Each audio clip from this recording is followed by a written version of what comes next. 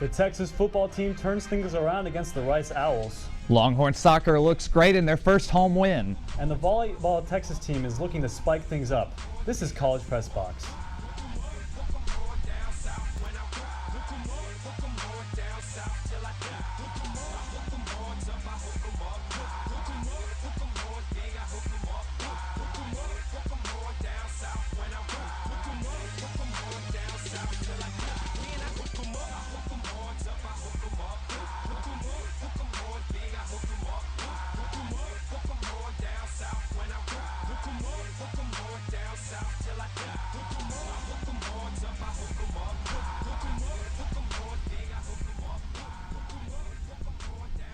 Good evening, sweet world, and welcome to College Press Box. I'm your host, Mark Skol Jr., alongside the incredible Matthew Adams. Matt, how are you doing tonight, big guy?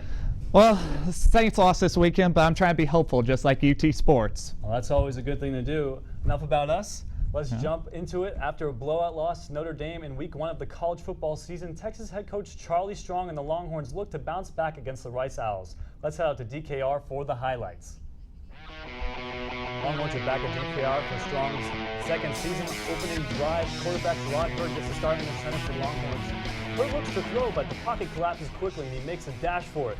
Hurd quickly breaks for the sideline, but a penalty would push the Horns back just a bit. Overall, incredible run by Hurd.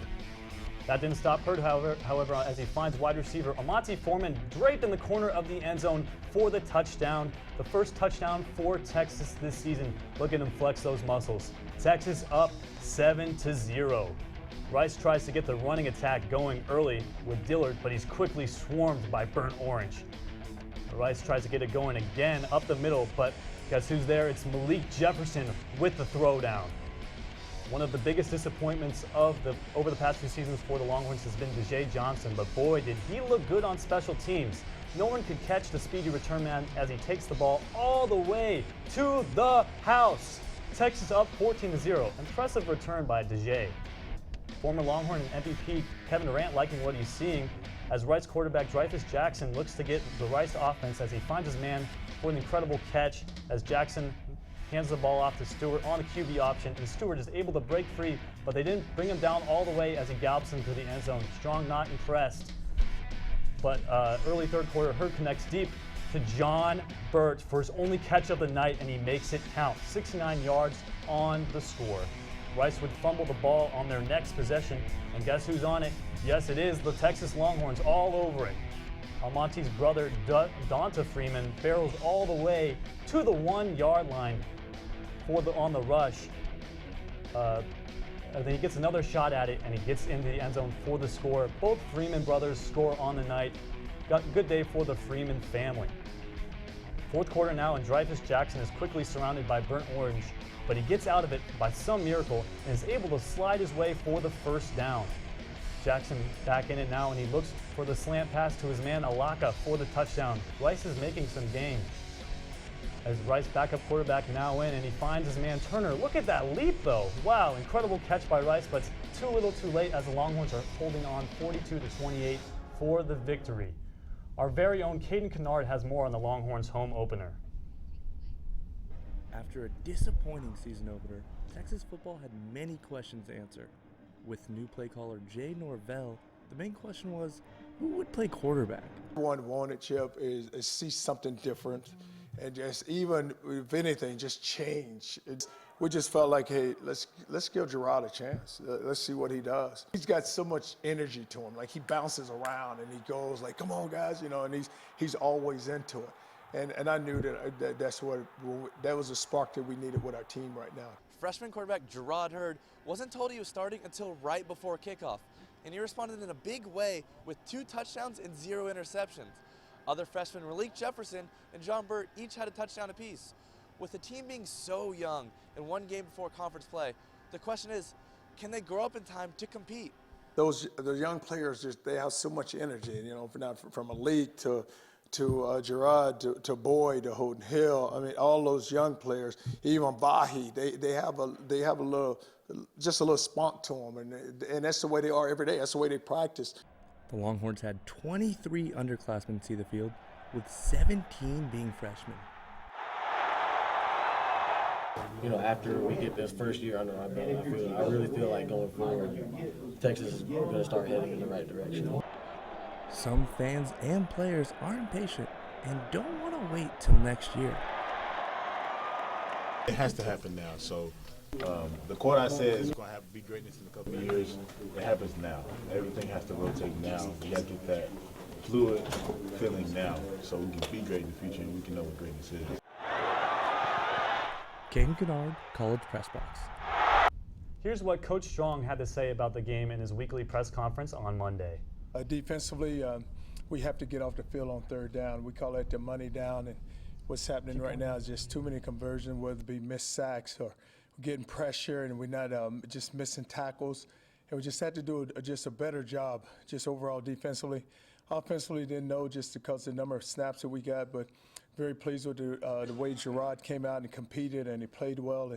And if you look at that first drive, we just knew that he was someone that could beat you with his feet once he got going, and he was able to scramble around there, get a big first down, and then 2 plays later throw a touchdown. Now, Matt, we are lucky to have College Press Box football analyst Lauren Barash in studio tonight. How are you doing tonight, Lauren? I'm good. I'm happy to talk about a Longhorn win with you guys. All right, sounds good. After the debacle against Notre Dame, Coach Strong relieved Sean Watson of the offensive play calling duties and gave the job to wide receivers coach Jay Norvell. Now that the first game is completed under Norvell, what do you think of his play calling and his offensive scheme? Well, this was the first time Jay Norvell has been play calling since 2007, but I think he did a really nice job. I think this was the best coaching decision Charlie Strong has made in his time on the 40 acres. The offense has struggled since the day Sean Watson has arrived to Texas, and they desperately needed a change. Texas needed an offensive game like this, regardless of who the opponent was, and Norvell gave it to them. Norvell's familiarity with a hurry-up offense led to much smoother play calling. He was able to simplify the game plan, and get the ball in big offensive playmakers' hands. Under Norvell, the Horns did not have a turnover the entire game and also scored 40-plus points for only the second time in 15 games under Charlie Strong. Norvell's play designs highlighted what Hurd does best, which is running the football. He also didn't force Hurd to make any plays that were too challenging for him, which I think was key. I really liked the switch in play calling, and many of the Texas players have sung their praises for Norvell's coaching style and his attitude. Great points, Lauren. Matt, would you like to add on to any of that? Yeah, I definitely agree. Norvell did a great job in this game, putting Hurd in situations to pass the ball when he needed to, but also let him run with those legs and open some things up. The only thing I have to say for Norvell going forward is they still need to work on how to get the other running backs going with Jonathan Gray and Donta Foreman going forward. I completely agree with you, Matt. Now, Lauren, when the Texas offense took the field for the first time on Saturday, surprisingly, Hurd was the quarterback under center. How much of a difference did he make for the Longhorns at the quarterback position? I think it's pretty safe to say that Gerard Hurd became a fan favorite on Saturday. Hurd threw for 120 yards, had 2 beautiful touchdown passes, and also rushed for 96 yards. Hurd played with energy, speed, and a sense of confidence that Longhorns' QB position has been lacking for quite some time now. After big plays on offense, he was running down the field and congratulating his teammates. And then when he was on the sideline, he was trying to get the crowd pumped up, trying to get his team pumped up, really getting into the game. At the end of the day, he made big plays when Texas needed them, and that's what a college quarterback needs to do. There are definitely some improvements that I think need to be made, but I'm really excited to see what Hurd can bring to this team for the rest of the season, and I think it's clear that he's the QB solution. Great points, Lauren. What did you think of Hurd's performance on Saturday, Matt? Yeah, overall, there were some stumbling points for Hurd in that game, but at the end of the day for him, he did a fantastic job running the offense and creating, what Texas fans and this university has been missing for some time. I think going forward with him, he can definitely open up the passing game a little bit more, try to test that arm strength a little bit, but overall, nicely done by Hurd. Yeah, overall, I thought he did a pretty good job, too. Would have liked to see him throw more than 7 passes, but overall, I'd have to say he did a pretty good job. And this is what Coach Strong had to say on Hurd's performance. I think sometimes with some guys, when the lights come on, it's like they even take a step up, which he does. Like, it's almost like, okay, the lights are brighter, so I'm going to go shine and watch it, and everybody's going to watch me shine. Now, guys, the Rice game brought a lot of changes and big improvements for the Longhorns. Who, in your opinion, had the best performances on Saturday? We'll start with you, Lauren. There were a lot of improvements that I saw on Saturday, which was great for the Horns. Let's start with DJ Johnson, who was named Big 12 Special Teams Player of the Week this morning. Johnson had an impressive 85-yard punt return for a touchdown in the first quarter. His other teammate on special teams, Duke Thomas, followed that play with a 56-yard return to set up another Texas score. So big improvements overall for special teams from last season for sure. Additionally, I think the biggest story from Saturday was the impressive freshman performances. Wide receiver John Burt's first 2 career catches combined for 117 yards, which included a 69-yard touchdown reception from Gerard Hurd, who, of course, as we talked about earlier, was another impressive redshirt freshman player. And then my personal favorite would have to be Malik Jefferson. Sure, he had missed some key tackles, but for a true freshman, I think Jefferson has played incredibly in his first 2 starts. The linebacker finished the game with 9 tackles, a sack, and a 26-yard fumble recovery for his first career touchdown. I just love the attitude he brings to this team.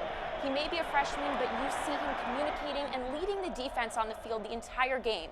He is the presence that Texas needed after the loss of players like Jordan Hicks and Malcolm Brown.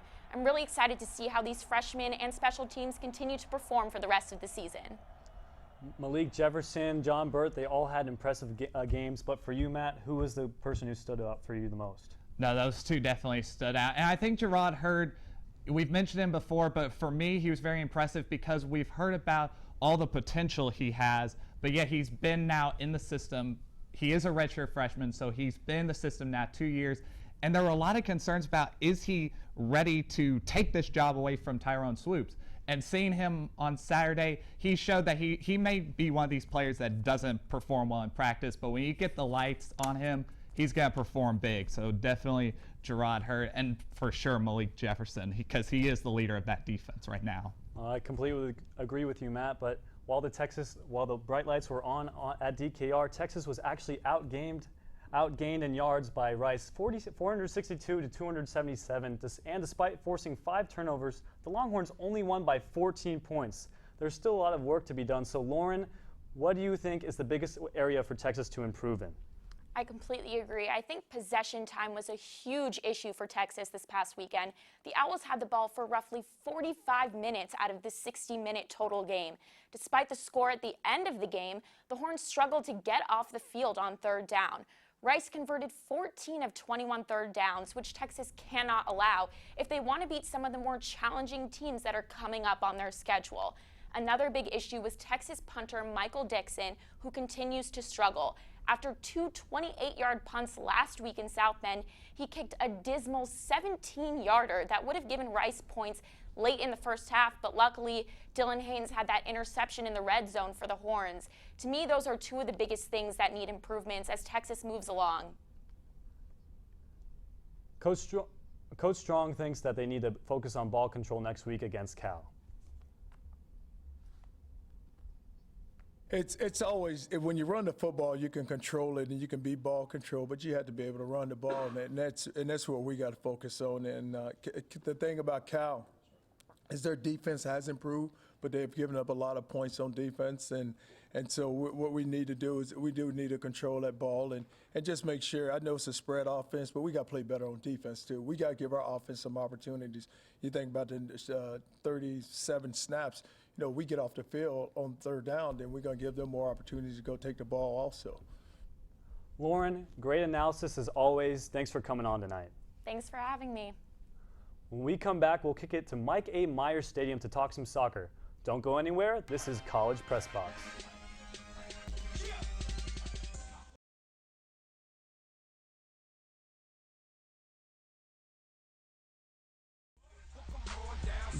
Welcome back, and thanks for sticking with us on your Monday night. Last week, Texas took on Oregon State in what resulted to be a tie. Let's take a look at the highlights and see what unfolded. And after a 2-hour rain delay, Texas finally got started around 8:30 in a lightning strike. On this corner kick from Texas, it would be fouled by Lindsey Meyer.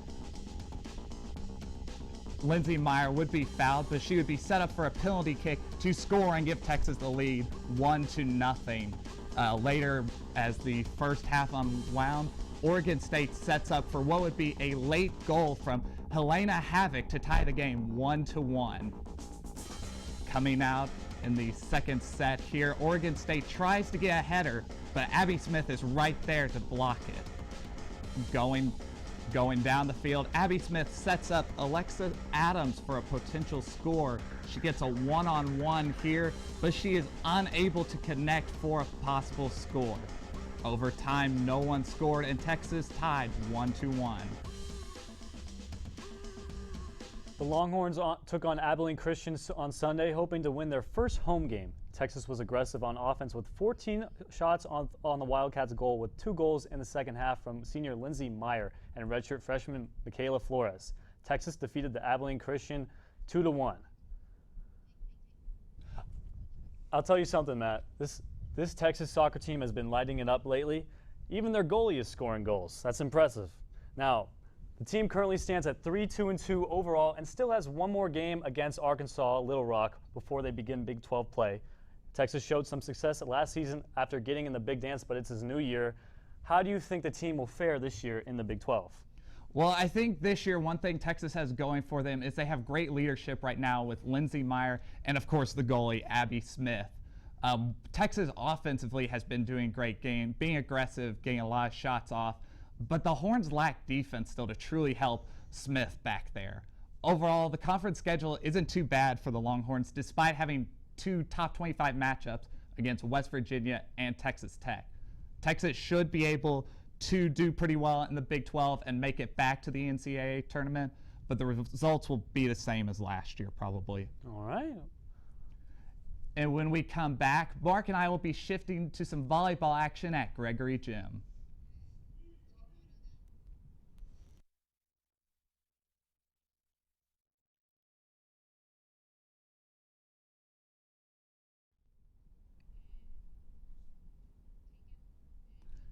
You're watching College Press Box. Thanks for tuning in. After the Longhorns swept UT San Antonio in the first match of the Texas Classic, UT cruised their second sweep in the tournament against Santa Clara. The Longhorns had a field day as junior Chiaka Obagu had a career-high 15 kills and led Texas with 5 blocks. Senior Amy Neal also posted 14 kills, and sophomore Kat McCoy led the Horns with 12 digs, her 5th time this season to have double-digit digs in a game. The Longhorns continued their dominance in the tournament, also sweeping 14. Colorado State in a rematch from the Sweet 16. Texas won in 3 sets as the Longhorns did not lose a single set in the tournament. UT improved to 7-1 on the season. Senior Amy Neal did it all for the Longhorns with a career high of 5 aces while adding 9 kills, 8 digs, and 1 block assist. Junior Paulina Prieto Criemi had a career high 14 kills. Matt, it's no secret that the Texas volleyball team is elite. They have 3 straight Final Four appearances and a national championship back in 2012. And even though the Longhorn players lost many key players in the offseason, does this team have what it takes to go on another title run? Oh, I absolutely think they do, Mark. Granted, I know they lost Haley Eckerman and Kat Bell, but so far this depth of the Longhorns team with Obagu and some other guys on both in the middle and on the outside, they seem to be stepping up. Everyone seems aggressive and hungry, and a lot of these players, they remember those losses when they were upset by both Wisconsin and BYU, so it'll serve them great going forward. All right, I like your point there. With opposite hitters Haley Eckerman and Bailey Webster gone, who should we watch out for as the season progresses? So far the players to watch out for, as mentioned earlier, are Chiago Obagu and Amy Neal. In the 8 games this season, they have combined for a total of 181 kills. Obagu was just named today the Big 12 Offensive Player of the Week. And in addition to Amy Neal's game, she's a great outside hitter, but she has been deadly with her serves, having 16 aces so far on the season.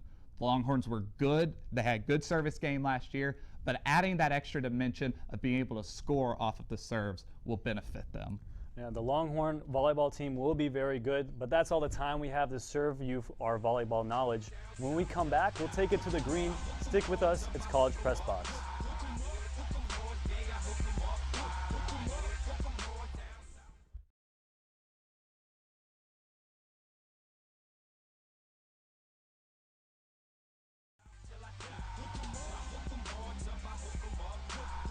Thanks for tuning in to College Press Box. As we wrap up our final segment, UT has enjoyed a lot of success with Jordan Spieth. This past weekend, UT golfer Beau Hossler showed what he can do at the Walker Cup. U.S. Golf suffered a tough loss this weekend, losing the Walker Cup to Britain and Ireland. Despite the disappointing loss, UT's Beau Hossler had a fine showing as he won 3 of his 4 matches and earned the most points for the U.S. All right, let's hop right into this weekend's sports on the 40 acres. Monday, the women's golf team will travel to Minnesota for the Minnesota Invitational. And on Friday, volleyball will take on Savannah State at 2 p.m. and Arizona at 9 p.m. Friday through Sunday, men's tennis will be at the Racquet Club Collegiate Invitational and the Rice Invitational, with men's golf at the Fighting Illini Invitational.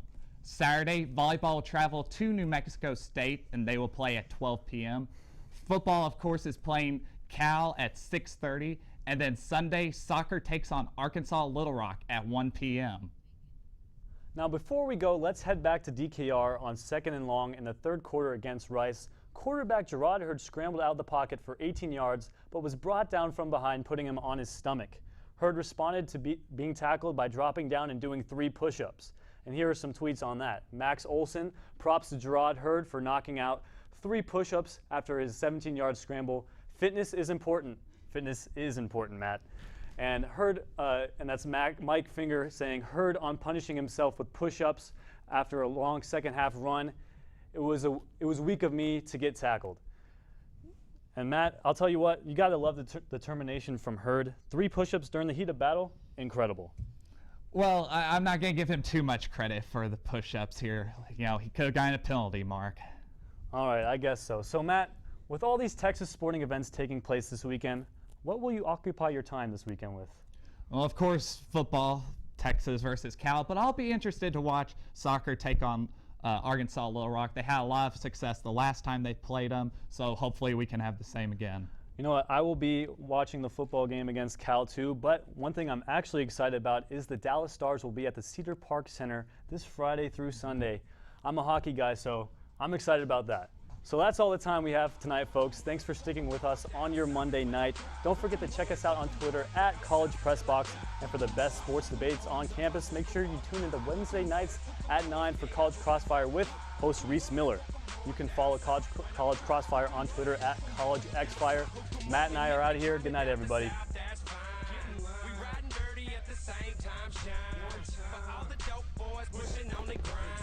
Oh, dang.